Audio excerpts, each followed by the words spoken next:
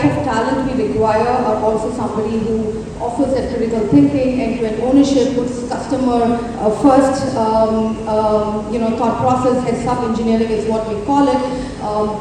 And that is something which I've seen in Target. I've seen it in mature organizations like Target. We do have, like how Dinesh was saying, is moved up the value chain where people from the GCC own end-to-end capabilities and are responsible for global outcomes. For example, in my previous stint, I used to have the entire Target marketplace tech out of Bangalore, which means I did have a global organization and a business outcome that I was held accountable for.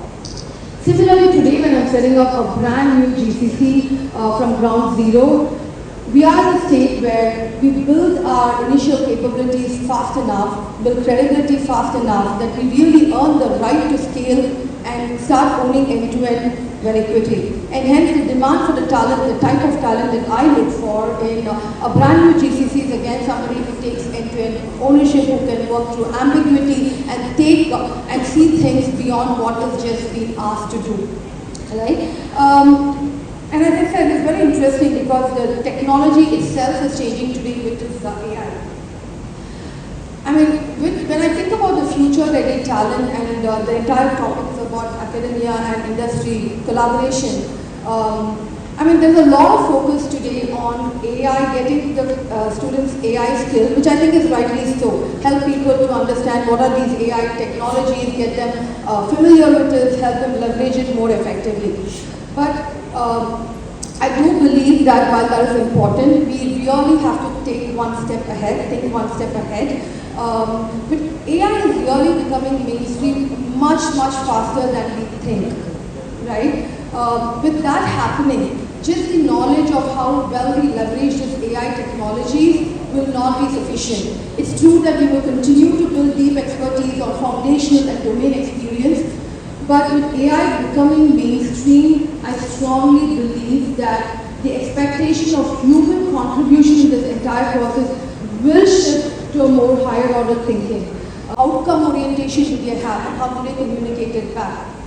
Right? So I think AI actually fundamentally shifting the higher order thinking further less faster than we think. Right? We've always believed that these higher order thinking is something one can easily or will obtain over a period of time, right? As the seniority increases, as they build more experiences, they will be able to bring better judgment to the table. But with AI coming, many of these skills are actually shifting left to a very early stage in the career path, and hence, I think the question which I've been thinking about is how do we inculcate those higher order thinking right from the college and universities so that with the change in technology, they are able to be employed from day one. I honestly feel apprenticeship and all internships are great intervention, but it could also be very small when you leave it to just the last semester of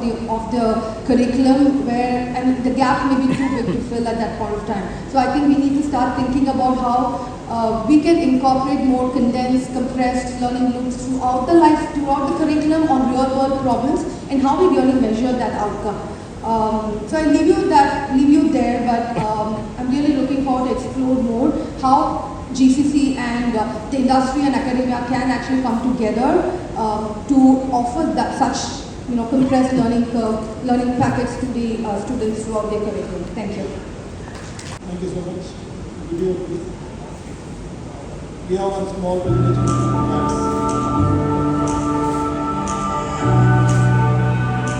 Every student at some point during college wonders what comes after graduation, and without experience, stepping into the job market is never easy.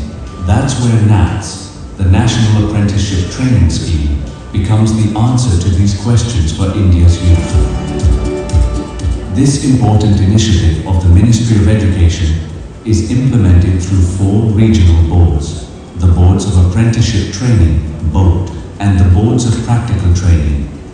These institutions connect students, colleges, and industries, creating a strong bridge between education and employment. Under NATS, graduates, diploma holders, and AEDP students receive apprenticeship-based on-the-job training 6 months. Now students are also being enrolled as apprentices through AEDP. This ensures that young learners begin gaining industry exposure and practical experience at an early stage. Even after graduating from college or university, eligible youth can benefit from this scheme for up to 5 years. जब किसी युवा के पास पढ़ाई की शक्ति के साथ ही skill की शक्ति भी होती है तो उसका आत्मविश्वास अपने आप बढ़ जाता है। युवा जब स्किल के साथ सशक्त होकर निकलता है तो उसके मन में ये विचार भी होता है कि कैसे वो अपना काम शुरू करे। The digital ecosystem of NATS has made the apprenticeship journey simpler and more seamless than ever before. Students can register using their basic details and APAAR ID. Based on their qualifications and industry requirements, they are then connected to suitable apprenticeship opportunities. From contract generation to apprentice engagement, the entire training process is managed digitally. Today, enrollment and contract generation are being completed in just 3 to 4 days. Industry onboarding now takes only 1 day, and even the final training certificate is being issued much faster than before. With changing times, NATS is also expanding apprenticeship opportunities in AI and other emerging sectors. नया idea को लाने के लिए इस apprenticeship programme एक बहुत ही बड़ा उपक्रम है। Oh, may I request all the dignitaries to please stand up for a photo opportunity.